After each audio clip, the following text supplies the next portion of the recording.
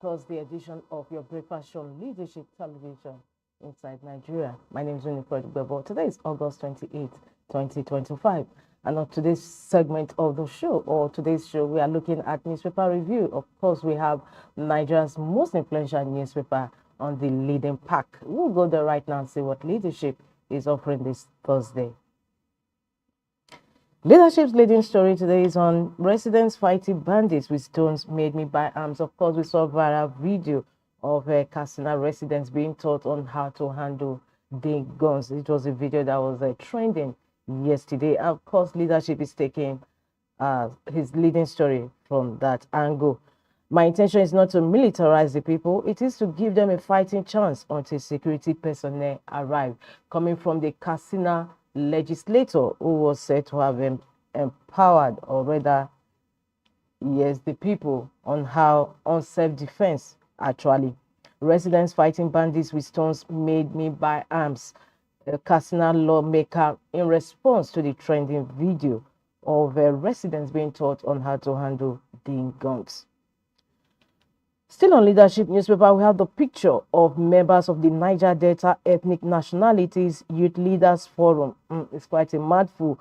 Protesting against Nigerian National Petroleum Company Limited's Group Chief Executive Officer at the company's headquarters in Abuja yesterday. Photo by News Agency of Nigeria. The protesters were at the headquarters of NNPCL protesting against the Group Chief Executive Officer. Niger Republic Prime Minister Sultan of Damagaram orders celebrate Hausa Day in Daura. That story is on page 12 of Leadership newspaper. Guinea's Balthazar Engonga gets 8-year jail term after sex scandal. The story is on page 20 of Leadership. Of course, finally, after the videos of his escapades went viral, of course, the Engonga, Balthazar Engonga is getting 8-year jail term after that scandal. Still on leadership, Alake orders shutdown of illegal ghost sites in FCT. While federal government unveils 750 billion naira pension bond. Mother, 3 children die in Zaria building collapse. The story is on page 7 of Leadership. Mother, 3 children die in Zaria building collapse. PDP Southern ticket lobby for Jonathan Obi's return hots up. That story is on page 4 of Leadership. Of course, controversy continues to trade the zoning formula of PDP, which zone is a presidential ticket to the southern region of the country.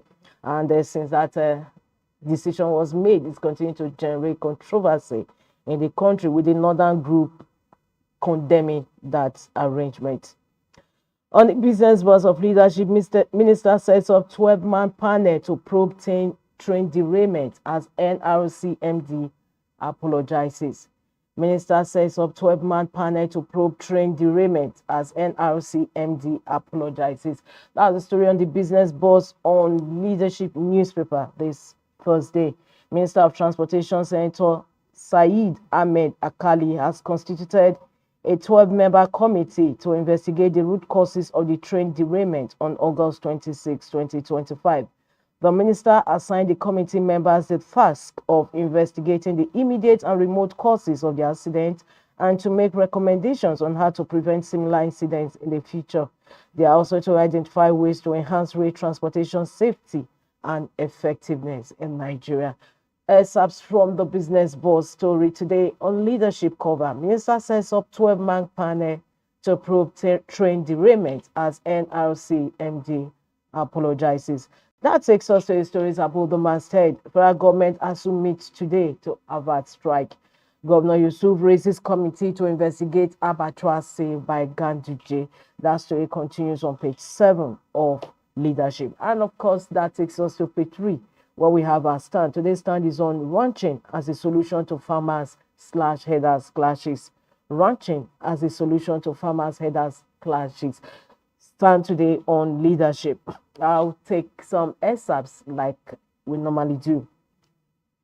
Farmers-herders clashes in Nigeria remain one issue that has refused to go away, despite the government and relevant stakeholders' attempts to address the challenge.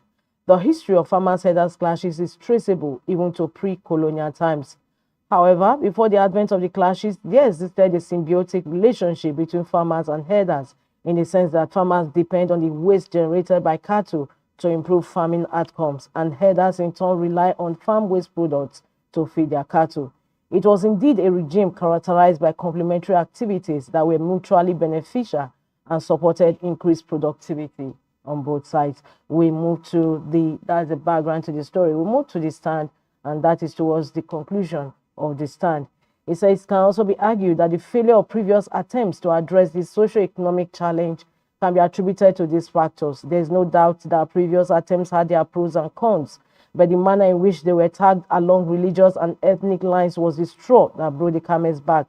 And while we are still having the conversation on how to resolve farmers-herders clashes, there was also political sentiments that were propagated not for their merits, but as a result of mutual suspicion among politicians who spread contrary narratives on the efforts at resolving the conflict and the deep-rooted desire to score cheap political points in their constituencies and to sell their political merchandise to their constituents. From this perspective, we advocate that politicians tone down their misgivings about ranching as a solution to farmers-herders clashes, as the importance of ranching in addressing the farmers-herders clashes in Nigeria cannot be overemphasized. Excerpts from today's stand in leadership, ranching as a solution to farmers-herders clashes. From today's stand, we move briskly to the back page of the paper, where we have Being Blunt with Muazu Eliza. Muazu Eliza is still talking about the PDP zoning formula, and he's writing on PDP and the road to 2027. In quote, he says, "Is the PDP truly serious about reclaiming power?" That's a question you have to find answers to when you read Being Blunt with Muazu Eliza column today. Muazu Eliza is the Group Managing Director of Leadership Newspaper Limited. Before we leave the back page, let's visit Ghana Must Go. Today's Ghana Must Go is on the news, of course, which we just read earlier on the cover. It says Equatorial Guinea jails Bataza Egonga for embezzlement. News. And the Ghana Must Go now asked of women or money, maybe both, because he was actually heading an institution that is almost similar to EFCC in Equatorial Guinea. It's on that note we conclude review of Leadership Newspaper this Thursday. Let's move ahead to the next paper we have on our lineup. And don't forget to log into the website of Leadership for continuation of those headline stories. We move to Vanguard newspaper. Vanguard is still talking PDP zoning arrangement. Seems there's no end to that agreement. Vanguard says 2027 presidency zoning causes rumpus. PDP intensifies move to woo Jonathan. 2027 presidency zoning caucus zoning causes rumpus. PDP intensifies move to woo Jonathan. Ex-presidency consulting sources. PDP zoning decision won't stand. Olawekpo Hashim. Zoning presidency to serve, not to glorify Wike. PDP. A sacrifice for unity. Bala Mohammed. Of course, we'll see Bala Mohammed's reaction more in today's Day newspaper. However, still on Vanguard newspaper, let's continue with the leading stories gracing the cover. Second leading story today on Vanguard says 762 Nigerians killed by kidnappers in 1 year, according to reports. 762 Nigerians killed by kidnappers in 1 year report. Presidency, NSA, Police Headquarters, NCTC keep mum. Voter apathy aids bad leaders, can warns Nigerians. Voter apathy aids bad leaders, can warns Nigerians. Of course, when we talk about voter apathy, what about the skewed electoral act? Wait for briefing on Abuja Kaduna train disaster coming from President Bola Tinubu, who is actually on his way from Brazil after a state visit to the country. Wait for briefing on Abuja Kaduna train disaster. President Tinubu. 2027, our presidential ticket opened despite endorsing Tinubu APC. And that story is on page 9 of Vanguard. We move over to sports. 2026 World Cup qualifier. Super Eagles will prove doubters wrong. Coming from Chell, the Super Eagles coach.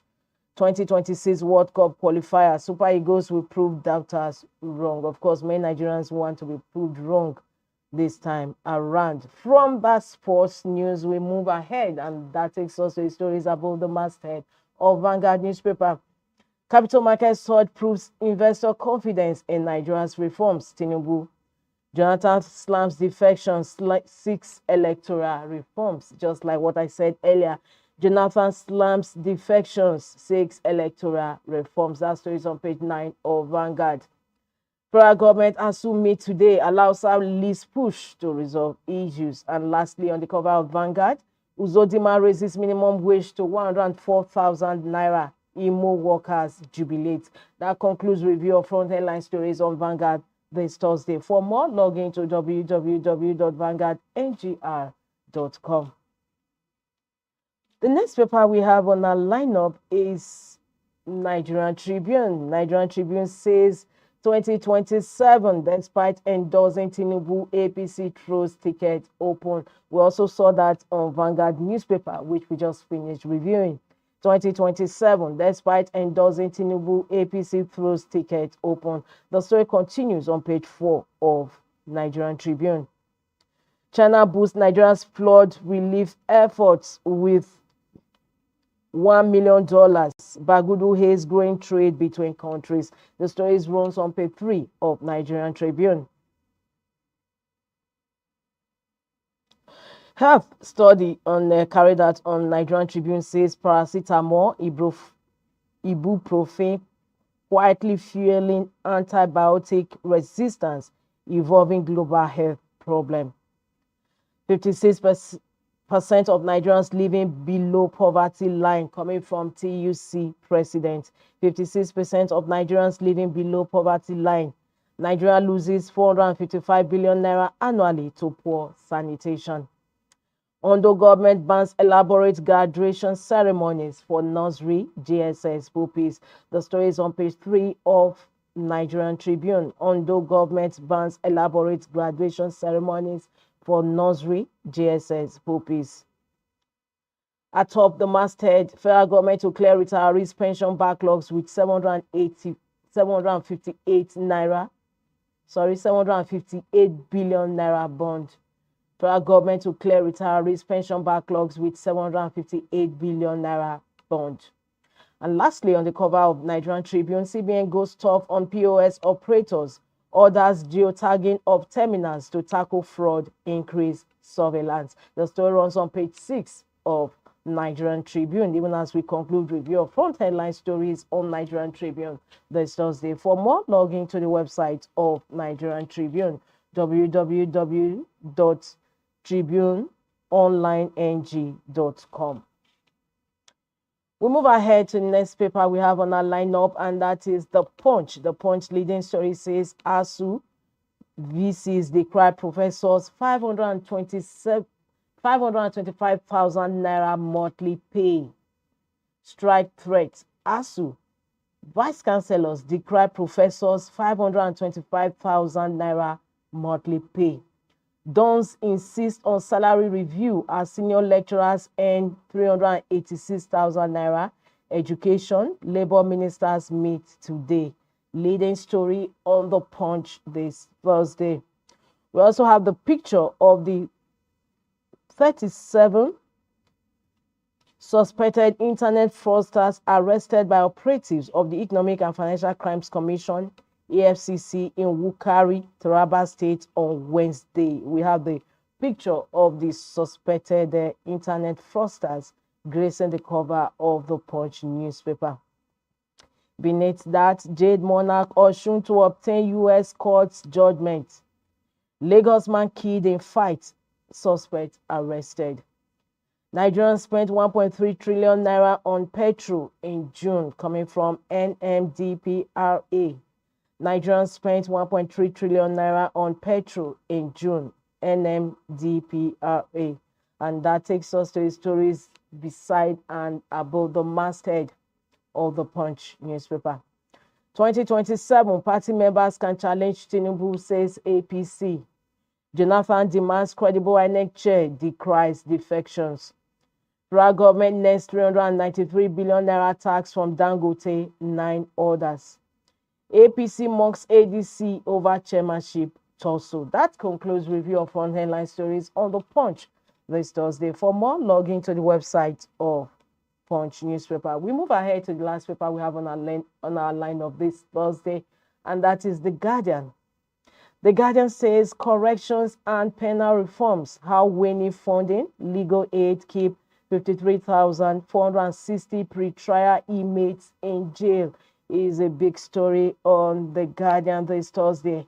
Corrections and penal reforms, how winning funding, legal aid keep 53,460 pre-trial inmates in jail. We have illustration beneath that leading story. Out of 81,000 total inmates in Nigerian correctional facilities, 53,460 persons are awaiting trial. That is quite enormous, considering the fact that if you subtract 53,000 from 81,000, it's just barely about 37,000 that are actually serving correct terms, their prison terms in prison, while the remaining 53,460 are awaiting trial. Many wonder our prisons are filled to the brim, and because of this issue. Lack of regular visits to correctional centers to assess the circumstances of the detention of indigent citizens awaiting trial by the industry-specific NGOs, NBA, and the judiciary compound the issues. Amid NBA Human Rights Committee, pro bono services inefficient despite over 127,000 lawyers on roll call. Prison rights NGOs lose steam. These are illustrations beneath the big story on the cover of The Guardian this Thursday. Corrections and penal reforms, how winning funding, legal aid keep 53,460 pre-trial inmates in jail. Beneath the big story on The Guardian this Thursday, Igbo leaders demand binding MOU for 2027 support as APGA backs Tinubu. Igbo leaders demand binding MOU for 2027 support as APGA backs Tinubu. That story runs on page 6 of The Guardian. Falana Ezekwesili Sule tax lawyers on socio-economic rights Electoral Act. Tariff hike cuts 2.4 million of internet amid soaring data consumption. Ganduje faces fresh probe over alleged sale of public property. Oshun at 34, Adeleke scores administration high once against dirty politics. And that takes us to the stories beneath the masthead of The Guardian. Allows Samus to resolve ASU crisis as federal government meets union today. Tinubu justifies bitter piece of reform, lost citizens' patience. Lastly, on the cover of The Guardian, Ondo joins states banning graduation ceremonies in nursery, junior, secondary schools. And that story continues on page 7 of The Guardian. And that also brings to an end the review of front headline stories on The Guardian this Thursday. For more, log into www.guardian.ng. Obviously, on that note, we conclude today's Inside Nigeria. Of course, we just look at what the papers are saying, some of the headline stories, and we also went further in leadership to look at the stand today. That is the editorial stand of the paper and the back page of the paper. Don't forget to log into the website of Leadership for more of the stories. My name is Winifred Weber once again. Don't forget to join us still on this station for news on the hour. Thanks for joining us. I look forward to having you same time, same station for another fresh edition of the program Inside Nigeria tomorrow. Thanks once again. Thank you for watching. For sponsorship and advert placements, please contact 080-3688-6158. Last Word Leadership Podcast Studio. You have the last word. Thank you for watching. For sponsorship and advert placements, please contact 080-3688-6158. Last Word Leadership Podcast Studio. You have the last word.